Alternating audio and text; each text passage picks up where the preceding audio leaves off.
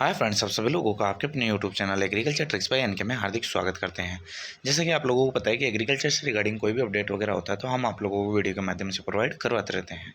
तो जो अपन मुख्यतः पर्सोनोत्री कर रहे थे, शॉर्ट के अंदर अधिक चीज़ें याद करने की कोशिश कर रहे थे, तो उसी के अंतर्गत कड़ी के अंतर्गत जो अपना नेक्स्ट क्वेश्चन है, अपन ने 30 तक डिस्कस कर लिया था। ये 31 नंबर क्वेश्चन है, वो है कैंपन किसके बदीयकृत नर को कहा जाता है। जो कैंपन होता है ना, तो कैंपन किसके बदीयकृत नर को कहा जाता है। तो ऊँट को कहेंगे, बकरे को कहेंगे, सुअर को कहेंगे, या इनमें से कोई नहीं। तो आई होप फ्रेंड्स आप सभी लोगों को पता है कि कैंपोनाइजेशन होता है कि जो मुर्गे को बधियाकृत करना है ना, मुर्गे को बधियाकृत करने की क्रिया को तो कैंपोनाइजेशन कहा जाता है। और कैंपन होता है ना, जो बधियाकृत मुर्गे होते हैं ना नर, तो बधियाकृत जो मुर्गे होता है उसे क्या कहते हैं, कैंपन। तो याद रखना, इसमें राइट आंसर क्या हो जाएगा, ऑप्शन नंबर 4, इनमें से कोई नहीं। क्योंकि ऊँट भी नहीं होगा, बकरा भी नहीं होगा और सूअर भी नहीं होगा, तो ऑप्शन नंबर 4 इसका राइट आंसर हो जाएगा। नेक्स्ट क्वेश्चन की बात करूं, हेग या स्टेग किस बधियाकृत नर को कहा जाता है। ये काफ़ी अच्छा क्वेश्चन है। हेग या स्टेग किस बधियाकृत को कहा जाता है। तो ऊँट को कहा जाता है, सुअर को, मुर्गी को, या बकरे को। तो जल्दी से इस चीज़ का कमेंट बॉक्स के अंदर आप हमें बताएंगे। तो इसका राइट आंसर होगा फ्रेंड्स, वो क्या हो जाएगा, सुअर। सुअर को बधियाकृत करना या फिर बधियाकृत नर क्या कहलाता है, स्टेग या हैग कहलाता है। और नेक्स्ट क्वेश्चन की मैं बात करूँ, नेक्स्ट क्वेश्चन है आपके पास में, गाय के समूहों को कहते हैं। तो हेड कहते हैं, डोई कहते हैं, बोर कहते हैं, या पुलेट कहते हैं। तो आई होप फ्रेंड्स ये तो काफ़ी आसान सवाल है, अपन ने पहले भी डिस्कस कर चुके हैं कि जो हर्ड होता है, हर्ड को इसे कहते हैं, जो गाय वो भैंसों का समूह होता है उसे कहते हैं हर्ड कहते हैं। बकरी के नवजात को क्या कहते हैं, जो बकरी का नवजात बच्चा होता है उसे क्या कहते हैं, तो उसे हर्ड कहते हैं, काल्फ कहते हैं, किड कहते हैं, या चिकन कहते हैं। तो आई होप आप सभी लोगों को पता ही होगा कि जो बकरी का नवजात पैदा होता है उसे क्या कहते हैं, किड कहते हैं। और जो नर होता है उसे क्या कहते हैं, बक कहते हैं। और जो मादा होती है उसे क्या कहते हैं, नैनी कहते हैं। तो ये भी आप लोगों को याद रखना है।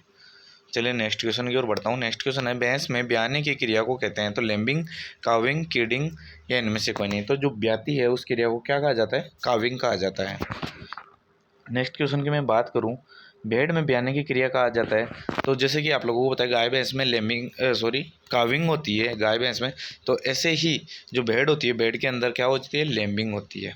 तो ऑप्शन नंबर 2 इसका क्या हो जाएगा, राइट आंसर हो जाएगा फ्रेंड्स। चलिए नेक्स्ट क्वेश्चन की ओर बढ़ते हैं। गर्भित पशुओं को अतिरिक्त आहार देना क्या कहलाता है। तो फ्लशिंग कहलाता है, डॉकिंग कहलाता है, डिवॉर्निंग कहलाता है, इनमें से कोई नहीं। तो आई होप फ्रेंड्स आप सभी लोगों को पता होगा कि गर्भित पशु होते हैं उनको अतिरिक्त आहार देना क्या कहलाता है, स्टमिंग अप आहार, स्टमिंग अप आहार। तो अगर जो गर्भित पशु होता है उसको अतिरिक्त आहार देते हैं उसे क्या कहते हैं, स्टमिंग अप आहार कहते हैं। तो इसमें ऑप्शन नंबर यहाँ पे दिया गया नहीं है, तो ऑप्शन नंबर 4 इसका क्या हो जाएगा, राइट आंसर हो जाएगा फ्रेंड्स। नेक्स्ट क्वेश्चन की बात करूँ तो गर्भित भेड़ को अतिरिक्त आहार देना क्या कहलाता है। तो यहाँ पे पर्टिकुलर ओनली गर्भित पशु को पूछा है, भेड़ का नहीं पूछा। तो भेड़ होती है उसके लिए भी एक पर्टिकुलर जो टर्म है वो यूज़ की जाती है। तो उसे क्या कहते हैं, तो उसे कहते हैं अपन फ्रेंड्स फ्लशिंग, है ना, फ्लशिंग। जैसे कि आप ऊपर देख सकते हो, तो जो फ्लशिंग होती है उसे क्या कहते हैं, जो गर्भित भेड़ होती है उसे अतिरिक्त आहार देना फ्लशिंग कहलाता है। तो इसके ऑप्शन के अकॉर्डिंग देखें तो डॉकिंग भी नहीं होगा, स्टमिंग अप आहार भी नहीं होगा, और कैपोनाइजेशन भी नहीं होगा। तो ऑप्शन नंबर 4 इसका क्या हो जाएगा, राइट आंसर हो जाएगा। क्योंकि अपन अतिरिक्त भेड़ को आहार दे रहे हैं उसे क्या कहते हैं, फ्लशिंग कहते हैं। तो इसका राइट आंसर कौन सा हो जाएगा, ऑप्शन नंबर 4 इसका क्या हो जाएगा, राइट आंसर हो जाएगा। चलिए नेक्स्ट क्वेश्चन की ओर बढ़ता हूँ। निम्न में से नर बछड़ों की बधियाकरण की उम्र होती है। तो जो नर बछड़े होते हैं उनको बधियाकरण करने की सर्वोत्तम उम्र मानी जाती है, वो कितनी मानी जाती है, 1 वर्ष के अंतर्गत उनको क्या कर देना चाहिए, बधियाकृत कर देना चाहिए। तो 1 वर्ष का क्या हो जाएगा फ्रेंड्स, राइट आंसर हो जाएगा। नेक्स्ट क्वेश्चन की मैं बात करूँ कि निम्न में से पशुओं में बछड़ों को सींग रोधन के लिए उपयुक्त समय होता है, या कितना टाइम पीरियड की जरूरत होती है। तो 5 से 6 सप्ताह, 2 से 3 सप्ताह, 10 सप्ताह, या 4 से 6 सप्ताह। तो आई होप फ्रेंड्स ये भी काफ़ी बार पूछा गया क्वेश्चन है। तो इसका राइट आंसर होगा 2 से 3 सप्ताह के अंदर जो मिनिमम टाइम होता है, यानी कि एक या 2 सप्ताह में कर देते हैं, लेकिन ऑप्शन के अकॉर्डिंग देखें तो 2 से 3 सप्ताह। इसका ऑप्शन नंबर 2 इसका क्या हो जाएगा, राइट आंसर हो जाएगा। नेक्स्ट क्वेश्चन की मैं बात करता हूँ। नेक्स्ट क्वेश्चन है, उनमें से मादा हार्मोन है। तो प्रोजेस्टेरोन है, टेस्टोस्टेरोन है, दोनों है, इनमें से कोई नहीं।